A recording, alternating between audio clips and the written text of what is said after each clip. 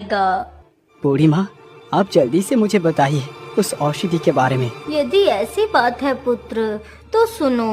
तुम्हें अम्बा पहाड़ी पर जाकर उस तिलस्मी सेब को लेकर आना होगा। यदि तुम उस सेब को ले आए तो समझो तुम्हारी माँ बिल्कुल ठीक हो जाएगी। ये लीजिए भैया, मैं लकड़ियाँ लेकर आ गया हूँ। हाँ हाँ छोटे, तुम इन सारी लकड़ियों को वहीं पर रख दो और मेरी बात ध्यान से सुनो। मैं उस तिलिस्मी सेब को लेने के लिए जा रहा हूँ ताकि हम अपनी माँ को ठीक कर सके। तुम घर पर ही रहकर माँ की देख रेख करना।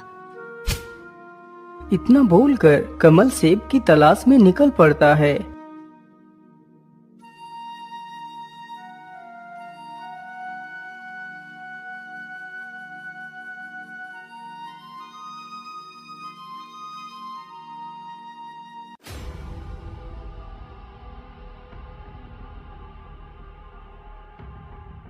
वह चलते चलते एक घने जंगल से गुजरता है।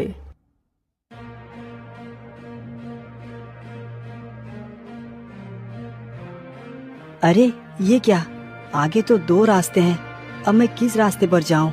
कौन सा रास्ता सही और कौन सा रास्ता गलत, ये मैं कैसे पता करूं? वह इतना सोच ही रहा था कि तभी उसकी नजर सामने एक पेड़ के नीचे बैठे साधु पर पड़ती है। अरे ये साधु कौन है? चलो इसके पास चलकर पूछता हूँ। बाबा, आंखें खोलिए बाबा, मेरी सहायता कीजिए। अरे क्या बात है बेटा, तुम कौन हो और तुम्हें क्या तकलीफ है?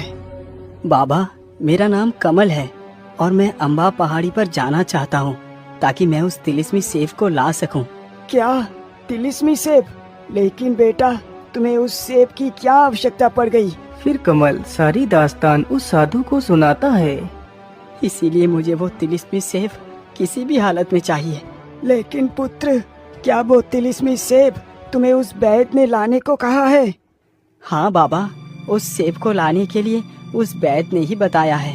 बाबा, अब आप और विलम्ब ना कीजिए, मुझे वहाँ जाने का मार्ग बता दीजिए।